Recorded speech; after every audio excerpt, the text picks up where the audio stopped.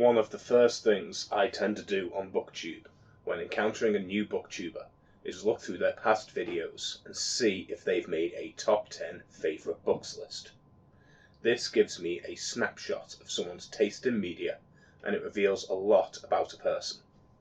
I can quickly tell if that person is obsessed with things like political pandering, at which point I can switch off, and it will also tell me if they're a big YA fan who's only going to push Cassandra Clare and Sarah J. Maas books every other video, which lets me avoid people who don't share my interests. The problem is, what I'm doing is deeply hypocritical, because not only do I not have a top 10 available for you to judge me by, it would be extremely lopsided, outdated, poorly thought out list if it did exist. And now it does exist. It'll be heavily dominated by Stephen King simply because he's the author I've read the most of by far, and because I'm only newly renewing my appreciation for reading, I don't have a great library of experiences to draw from. This is a problem, because for all of my criticism of others, I have read genuinely very little, and really do need to rectify this. However, I also should document the beginning of this journey, if only so I can look back when it's changed. Given how blank my state is, I think it will be interesting to see which books remain on my list and what books are slowly pushed off as I open myself up to more and more literature. It also gives all the people I've criticised for being huge fans of YA franchises some rightful ammo, because at least they can claim they're reading something, whereas I've read less than a dozen novels for the entirety of my 20s. I believe it's quite possible that university study drove me towards seeing reading as a way of consuming only non-fiction, while my love of video games and later film filled the hole left behind by fiction. Just to clarify, this top 10 will only be considering fiction. I tend to consider non-fiction to be a separate entity of its own. Without further ado, here is my top 10. Number 10. The Hunger Games by Suzanne Collins. This is a late addition and one I didn't expect to be adding to my top 10. It's a book I read this year, and one I read having had the entire major plotline spoiled through cultural osmosis. The interesting thing is, despite knowing the broad story and being aware of upcoming character deaths, I still found the book emotionally satisfying. It was fast-paced enough that I felt excited to keep reading, while slow enough to keep the tension up and build on the stoic nature of the main character Katniss. Having a main character with such an active internal monologue could be quite a lazy writing technique, but this story, it worked. Allowing for a more intimate narrative experience, especially given the competitive nature of the story, the internal monologue added quite a bit. I find the current glut of similar YA fantasy, and before that YA dystopians, to be somewhat disappointing, and quite vapid at times. It's true that this book does nothing especially new. It's pretty much just Battle Royale meets The Running Man. But in execution, it was done pretty well, and I still felt connected enough with characters that I was in tears at some points during some deaths, which goes some way towards pushing it onto my list, given that I already knew they were coming. Number 9. Geralds Game by Stephen King. As I grew up, I skipped over the age categorizations of books for the most part. I went from reading children's books and enjoying the comedy of things like the horrible history books, to immediately seeking out adult fiction, though I credit some of that to the time I grew up. Unlike today, there wasn't much of a push for young adult literature in the 90s, and the joke that people are calling new adult didn't exist. This was good, as it meant kids would actually try challenging literature once the kids' books stopped scratching those itches, and for me Stephen King was there for that answer. Now, whilst King is known in general for his supernatural horrors, and amongst the reading community he's known for his coming-of-age stories and the interconnected fantasy series that is The Dark Tower, one of my most memorable reads from King was actually one of his lesser-known psychological horrors. This is an awkward but deeply realistic depiction of two people trying out BDSM when they have no clue what they're doing, and it all goes hideously wrong, leaving one person dead and the other trapped and losing her mind. It stuck with me deeply. As with many people, I've experimented with BDSM, and I'm a big proponent for ensuring redundant safety. A fundamental misunderstanding of the need for unambiguous consent, a lack of communication, and poor planning is what put the main character Jesse in one of the most harrowing experiences I could imagine. Reading this gave me a newfound respect for the human psyche. And unlike some popular books, such as the 50 Shades series, showed a depiction of BDSM with all the dangers fully intact. Number 8. The Witches by Roald Dahl. While skipping past the need for YA to the more adult literature out there was the path I did end up taking, I never did lose the love for the children's literature that I grew up on. Some classics such as Alice's Adventures in Wonderland and Peter Pan are forever memorable, but one author that really did it for me was Roald Dahl, and specifically the book The Witches. Some of his better-known stories, such as Matilda and Charlie and the Chocolate Factory, are undoubtedly great, and tell stories that kids really latch onto. It seems to me that Dahl has a knack for remembering the mentality of children, and this helps make his stories really stick with you. Honestly, many of Dahl's more famous works could easily be put into a single volume, with the Roald Dahl Omnibus perhaps being a more fitting choice for this entry, but I actually do feel that one of them, namely The Witches, stands above all others. The Witches isn't just another fanciful tale about how adults are all evil and kids are all amazing. It does have that kind of children versus adult theme so prevalent in kids' fiction, but it plays it off in subtly different ways that most books of that type don't, and it makes for a memorable read. The fact that the book doesn't have anything neatly tied in, doesn't have a particularly happy ending, and manages to put rising tension and dread in a book targeted at young children is a great achievement. Whilst much of his collection is a must-read for kids, this one book is the one that I look back on as the point where I first remember loving reading, and for that reason it will always be special for me. Number 7. Different Seasons by Stephen King. As I said earlier, Stephen King was a seminal part of my reading experience growing up, but Different Seasons was one I scoffed at as a kid and actively avoided. A collection of 4 novellas about the seasons that wasn't supposed to be scary. Why would I want to read that? Thankfully I did though, because individually these stories would all have an argument to make this list. Together though, they're a genuine treat for the brain, and they are guaranteed a place on this list. Everyone already knows The Shawshank Redemption. It's probably the most famous novella King ever wrote, and in fact a lot of people don't even realise it's by Stephen King, because it's so outside of his norm. A great example of build-up and delayed gratification. This is actually a story I remember hating as a kid. The injustice of this story was so visceral for me that it had me angry in a way few stories can manage. The only other story I can think of that made me feel in a similar way is One Flew Over the Cuckoo's Nest, which alone could have challenged Shawshank, but this is only 1/4 of what made it to number 7. The next one for me, The Body, is the epitome of the coming-of-age story for King.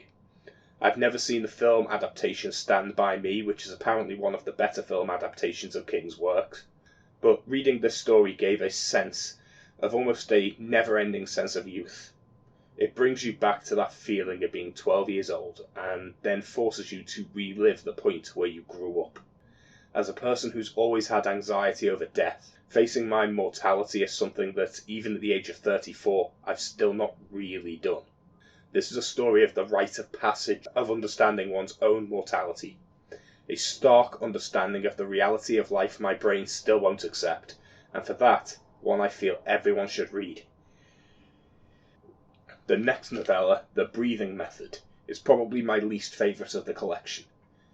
It's one I find quite distressing though, not being one for finding pregnancy or fetal imagery to be all that scary or otherworldly. After all, I'm neither a 12-year-old boy nor am I Hideo Kojima. So I wasn't really sure what to expect from this, but it's graphic and uncomfortable in a way that makes my skin crawl. A very effective story, but by all means, though not one that gives me a big lasting impression. However, it is less than 100 pages in almost every print edition, with mine being only 80 pages long, just to give you a guide on how short it is. Given how little space King had, he managed to put together a pretty decent novella, well worth a read in between some of these more memorable reads.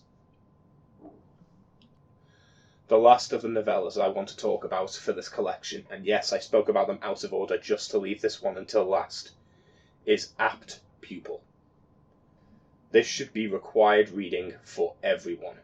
If you ever wanted to understand the sickness that is inside humanity, this is one of the most distressing things Stephen King has ever written. While this novella collection may not officially be considered horror, this one story is deeply disturbing as we come face to face with a literal Nazi and one disturbed boy and have to legitimately ask ourselves which one is worse. And I don't say that lightly. This story pulls no punches and makes the reality of the Third Reich jump out at you in a way modern society really needs. In the current political landscape, it would do us all some good to remember just what Nazi really means, because that word is thrown around with careless abandon.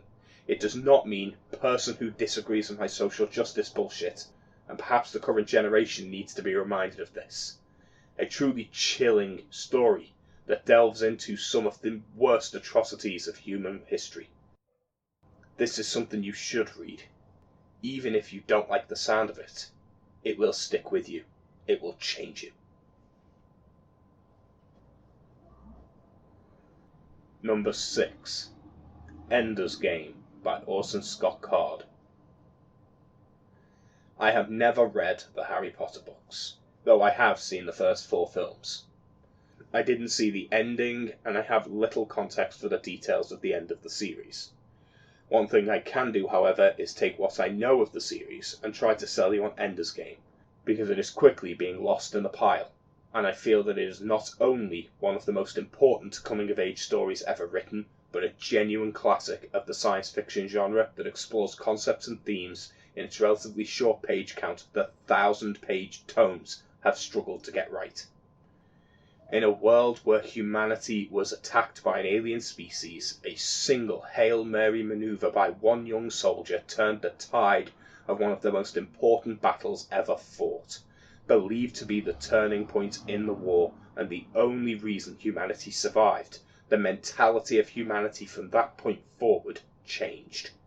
It's now firmly believed by many that ingenuity is the only way the aliens can be beat, and that children, raised to think tactically and raised with technological implants in order to boost their brain's capacity for technological thinking, can train their more plastic-like brains into seeing abstract technical options that the more rigid brains of adults won't be able to see.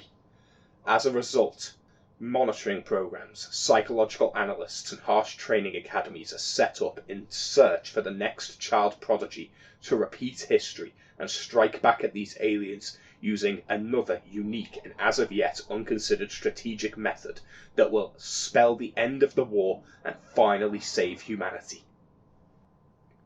In many ways, this is the Harry Potter of science fiction. Ender is a naturally gifted kid pushed into these academies and training programs, considered to perhaps be the one. They're facing the Formic aliens, who are basically a faceless evil in much the same way that Voldemort is portrayed. There's a sense of camaraderie amongst the kids and a few lessons learned along the way, again similar to how Harry Potter does it. It's all very familiar. However, while these tropes may be familiar, it's here that they're both carefully crafted to avoid being cliché and polished to the point of feeling like the definitive way of using these storytelling segments. To say more would spoil the book, so I'll stop here by simply saying give this one a read. It's more influential and impactful than most people realise, and it's genuinely one of the best of the genre. Number 5. Fahrenheit 451 by Ray Bradbury. If there was ever a lesson that I would hope people would learn before they reach adulthood, it's that ideas have intrinsic value, that knowledge should be shared, and that willful ignorance is one of the worst traits you can possess. a classic dystopian novella regularly touted as one of the genre's most important works alongside the likes of George Orwell's 1984 and Aldous Huxley's Brave New World, and for good reason. Fahrenheit 451 by Ray Bradbury is one of the most important books that we should be reading. While we have taken on the term Orwellian as a descriptor for things that are scarily overtly totalitarian, there is no term in popular culture, to my knowledge, that honours Ray Bradbury's caution of ignorance of censorship, and there really needs to be. This is likely a story you already know. One, in fact, that you're probably deeply familiar with, even if you've never read it or seen a direct adaptation in any form, simply because the themes are so stark and obvious, and its message has been so well pushed by inspired works that anyone over the age of 20, I would genuinely be surprised if you went into this book without finding elements you're extremely familiar with. Sadly, while the message may be pervasive and may have been done many times since, it is being ignored way too often. As I said in my previous video, cancel culture is a disgusting and embarrassing disgrace to the human race, a needless move towards fascism that we need to redress. While I want to make it clear that the word Nazi is often thrown around without care, as I mentioned in my discussion of different seasons earlier, other important words like fascist, totalitarian and authoritarian are losing their bite.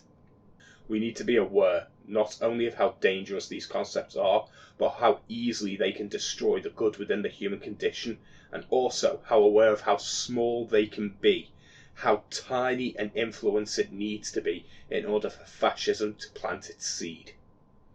Fascism comes from the willful acceptance that voices should be silenced, media should be controlled, that books should be burned. That racist arsehole shouting his hatred should be allowed to shout that hatred, because whilst what offends you seems obviously wrong, what offends others may seem arbitrary. While you may want to stop the Bible thumper screaming about how we're all going to hell for thinking about sex, because he's clearly a nutjob, maybe you're also an advocate for animal rights and feel that the meat industry is murder and want to fight back against that. Or maybe you're part of a pro-life campaign and would want to push back against abortion as a moral step too far. Whether you agree with any of these ideas or not, all of them must be voiced. Whilst books like 1984 discuss the civil disobedience of standing up for what you believe, pushing back against the evils of a totalitarian state, this book covers a far more sinister step. Before we can fight for what we believe in, we must first be allowed to say what we believe in. We must first be allowed to learn about the issues and decide what we believe in. I guarantee if the examples I used, racism, religious literalism, vegetarianism, abortion, you'll most certainly have an opinion on at least one of them, and there are dozens more issues I could have used as examples. If we allow censorship, we allow the destruction of knowledge. Not only do we lose the ability to fight for the issues we care about, we lose the ability to even discuss them, learn about them, challenge our preconceptions, and even decide where we stand on these issues. The spreading of knowledge is the cornerstone of civilization. It's what makes us civilized. To burn a book, to deface a book, is a symbol of someone's hatred of civilization. It is an act of barbarism, proof that you are an uncivilized savage. It is the striking point, the seed of fascism. Read this book. Everyone needs this goddamn lesson.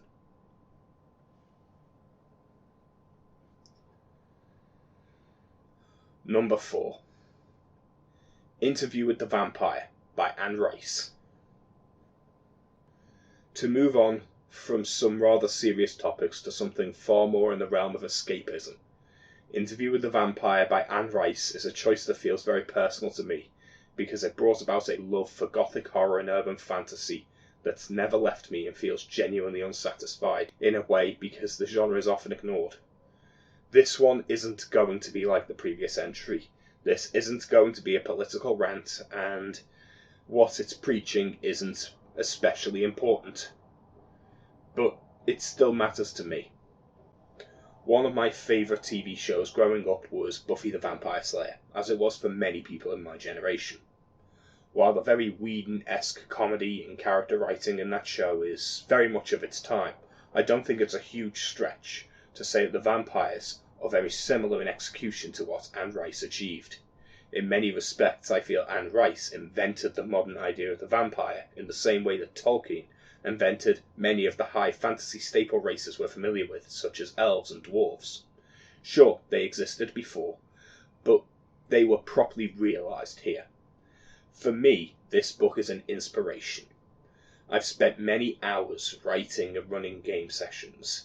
I play many tabletop RPGs, and it's not all the Dungeons and Dragons style high fantasy that pop culture presents. For me, in fact, one of the most played games was World of Darkness, specifically Vampire the Requiem. It's dripping with the same style and themes that Anne Rice's work has, and it's perhaps more because of my love for the game than for the original novel that this novel actually means as much as it does for me.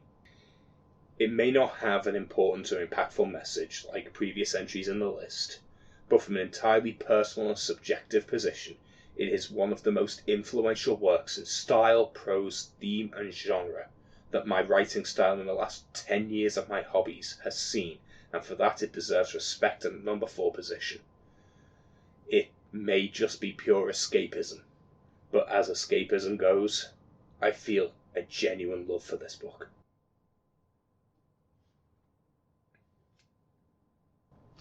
Number 3. The Bachman Books by Stephen King. Here is where I contradict myself and tie myself in knots trying to justify this choice, because I'm going to do something that perhaps people aren't expecting.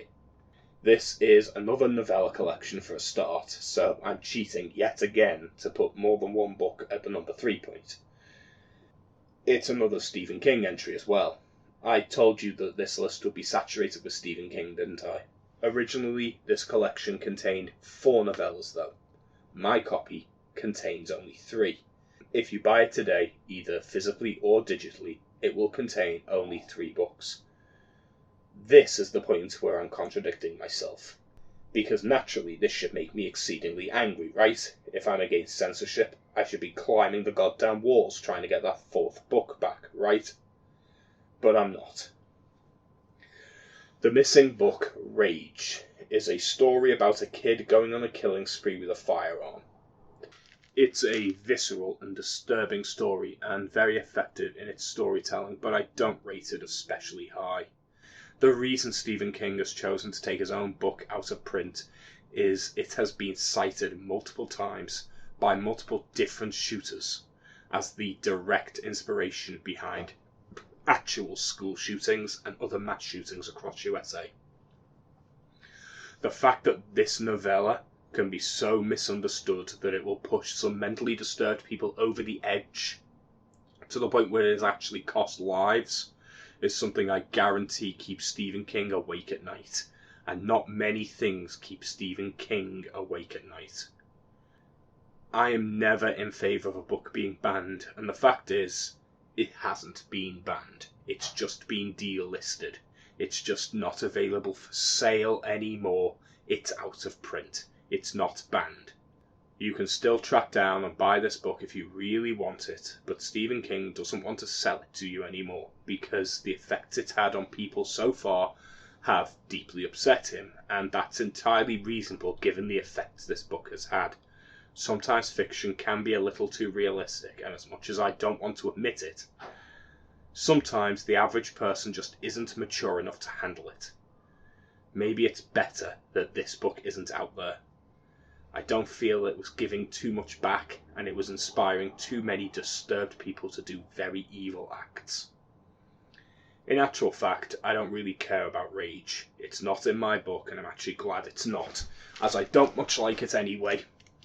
This book is here for the other 3 novellas, which are personal favourites. Well, 2 of them are at least. Roadwork is the first that I'll discuss out of the 3. It's the weakest, but that by no means makes it bad. The main character's house is set to be demolished for a highway, and he's resistant to this. A very simple setup that puts me in mind of the beginning of Disney Pixar's film Up. A little drawn out, the mundanity of this story bothers some people, but I feel it highlights something very important about how little the main character has to care about. This house is all he has, and it makes it quite a chilling story. But that's the weakest of the three. To move on to the other two. Next, The Running Man. The Running Man is a story I just adore.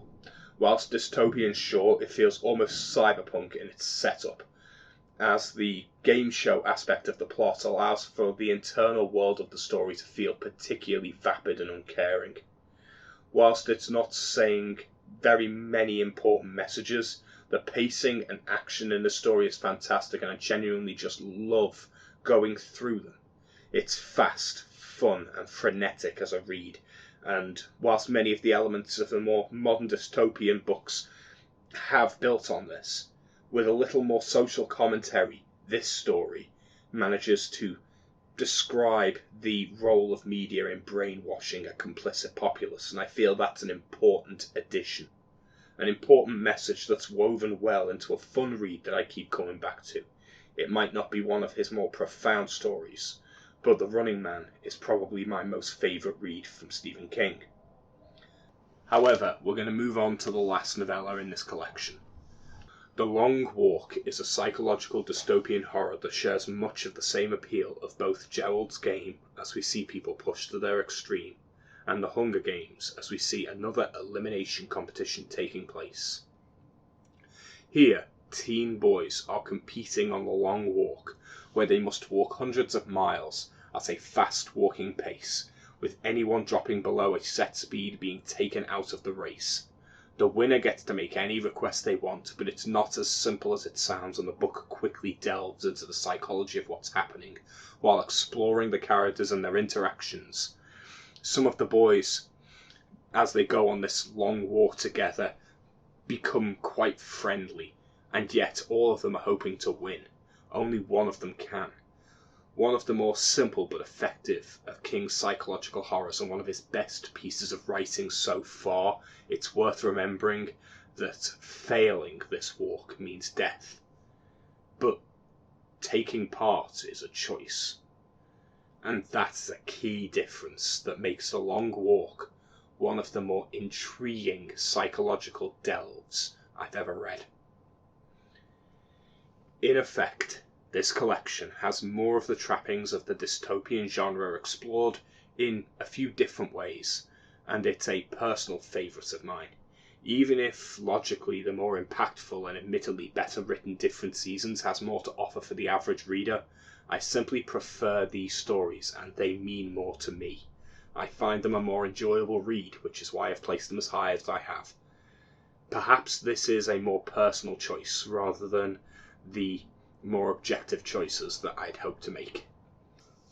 Now, whilst the previous 8 books have all been important to me, these last 2, I feel, are in a league of their own. Surely you're probably wondering what on earth could make my top 2, and why I placed them so much higher than the other books that I've spoken about so far. Well, without wasting any more time, here is my number 2 choice.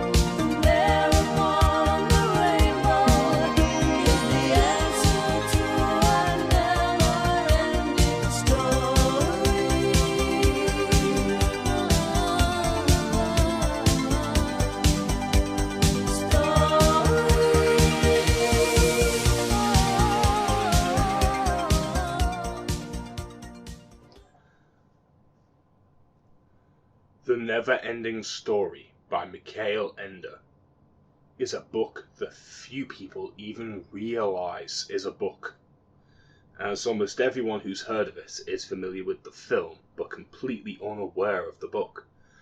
Now, the film is an utter delight. It is a fantastic fantasy adventure, and a classic that I have fallen in love with multiple times over, both as a kid and as an adult.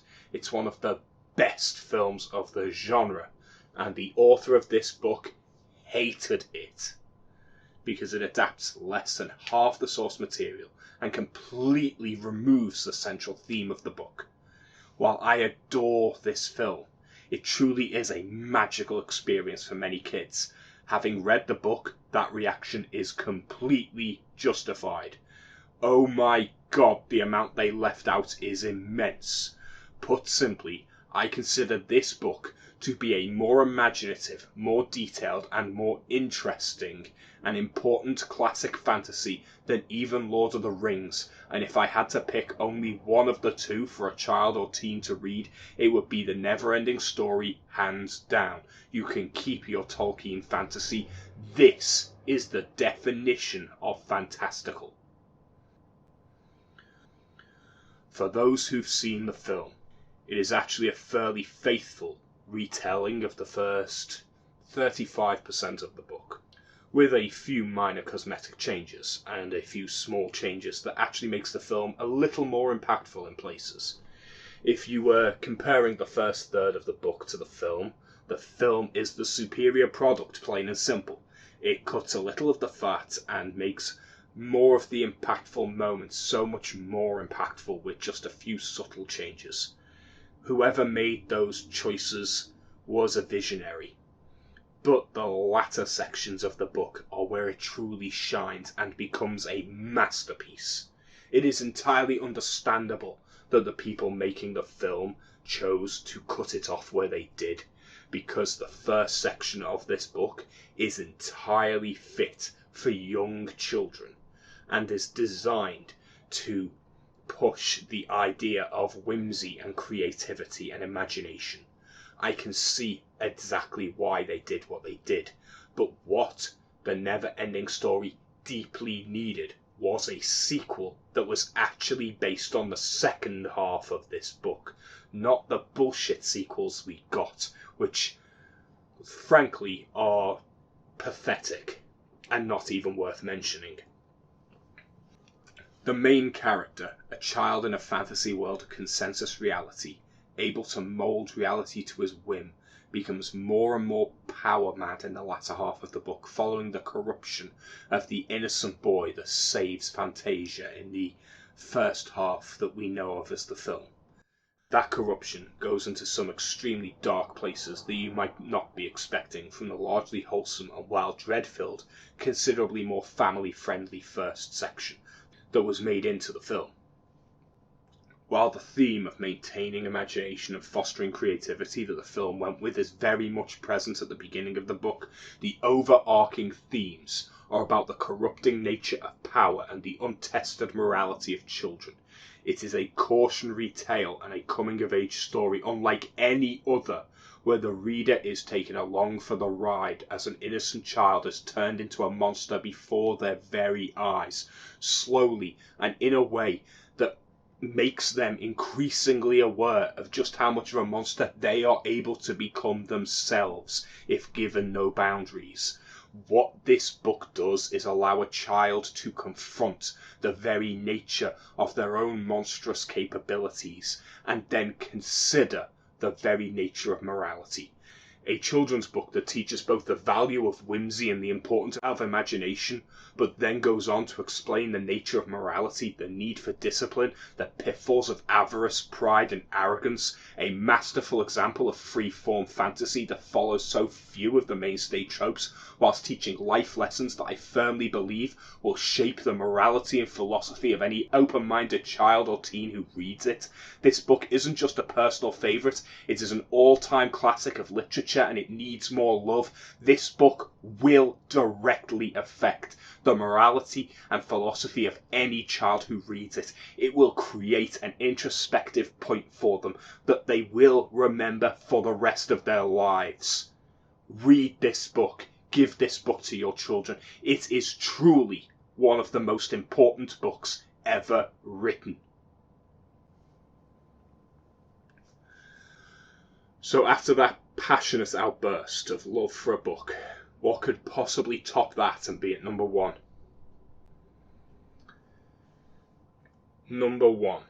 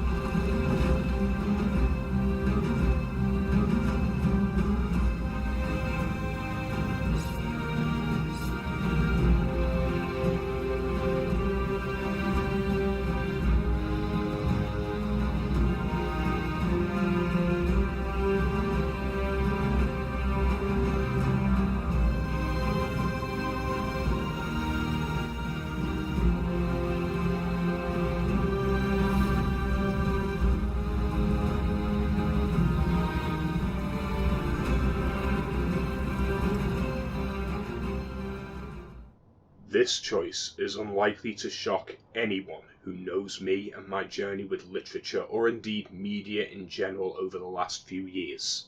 I am a firm believer that Game of Thrones is one of the singular best TV shows to have ever been recorded, and that honestly, the ending of the show that so many people hated would have probably been fine if it had more of the original source material to build on, but sadly, everything after season 6 was effectively little more than fanfiction, and it shows. This doesn't, however, take away from the incredible sights we saw on the show. Those tentpole moments in popular culture will endure, and the people will forever remember things like the Red Wedding and the Battle of the Bastards for what they were. Fantastic moments in modern cinema that have never been managed on the small screen before or since. But this isn't about TV. This is about books. And honestly, if you loved the TV show and haven't read the books, please read the damn books. Hell, if you're not much for reading, maybe give the audiobooks a try. It is genuinely true what people say. The differences are vast. Whole characters are missing from the TV show. Entire plot points are ignored by it. Whole story arcs change. And the further you get from the beginning of the series, the more those differences become apparent. Different characters die in the books. You can't get more of a concrete difference than that. For me, the first 3 books mark what I consider to be my initiation into the world of adult fantasy literature. A Game of Thrones, the first book, is less a fantasy story and more closely resembles a mystery novel in structure and historical fiction in tone and setting. It's been described by many as anti-fantasy, and I can certainly see what they mean by that. For all the reasons Neverending Story is the epitome of whimsy, this is the opposite and is the most grounded and immersive I can imagine the medium producing in a fantasy novel. Everything feels realistic and almost as if it was happening in our real world. The second book A Clash of Kings is probably the one I would consider my personal favourite, as it explores the characters in so much more depth and becomes the political thriller that people think of when they think of the show. Many different people play a vast chess game with the lives of everyone in Westeros in this book. With the setting already established in the first book, this one is able to delve deeply into the political aspects of the world and flesh everything out with such detail that it feels like a place more real than many real places, more so than anything I've read before or since. Finally, though, I want to talk about the third book in the series, A Storm of Swords, because I feel that the three books together come together to provide one of the most satisfying and complete arcs in fiction, whilst it's left open to continue, and does continue in further books. Certain events happen in A Storm of Swords that are perhaps some of the most memorable in the series and cap off much of what was built up in both A Game of Thrones and A Clash of Kings. Most people would agree that A Storm of Swords is the most memorable in A Song of Ice and Fire, but I feel that it is earned off the back of A Clash of Kings, which took the time to take the characters and make you care about them. It took all of that to make the meaning behind the various battles, the political moves, and the deaths that take place in this book, and make them mean something to you. Characters that you previously thought evil to the core will become likeable, almost to the point of heroic. Characters you thought of as intrinsically good will prove to have a dark streak that stains your very view of them from then on. The depth of character and of setting in these books is so immense that I struggle to describe it. There's a reason that this series rose to become the biggest name in modern fantasy, and while I often denounce the mainstream for their vapid nonsense, I certainly won't stand against it just to be contrarian. To explain why I love this series would require far more detail and many, many spoilers, so perhaps what we can do is do that at another time. But until then, I will leave off by saying A Song of Ice and Fire is the single greatest work in fantasy literature that I have read to date, and is my personal favourite piece of literature, full stop. It's epic, exciting, and immersive on a level I have not seen before or since, and I firmly consider it to be a masterpiece. Whilst it may not have the emotional drive and the nostalgia attached to it that the Neverending Story has, this series is what brought me back to reading. This is what brought me back to fantasy. This series is what made me love reading as an adult, and that is something special. The thing is, I genuinely look forward to seeing others challenge that statement, that this is the biggest, the best, the most epic, exciting, and immersive fantasy masterpiece created. I want to see that statement challenged. I know there's a lot out there that can. I've heard great things about many of them. From the Stormlight Archives to the Lightbringer series to the Malazan series, just to name a few, there are many series out there with just as much potential as A Song of Ice and Fire, and I look forward to seeing what I will uncover as I expand my horizons to include them. I've got literally hundreds of hours of wonderful literature to follow. So, if when I come to make this list again a couple of years down the line, if all of this has changed, that would be a dream come true. After all, that would mean that I have discovered some of the best books ever written, and I've yet to read them. And that would mean that the next few years is going to be filled with some of the best books ever written, and the fact that that could even be possible excites me on a level you can't imagine. I'm starting out on a really great journey, and I'm starting out on it in my mid-30s, when I already have a lot of life experience and a lot to build on. I can appreciate books on a level that many younger people can't, that many of the teens and 20-somethings that make Booktube videos now simply don't have the life experience to understand and appreciate. And that's not a statement of arrogance, it's simply a statement of fact. I would not have been able to appreciate them in my early 20s either. I look forward to seeing what I'm going to uncover, because I genuinely believe that whilst this top 10 is a top 10 of fantastic books that I want people to read, I think there are others that are going to make this list, and I suspect it's going to be very different next time I make it. Thank you for taking the time to listen to me talk about some of what I feel are the most important and valuable books in literature.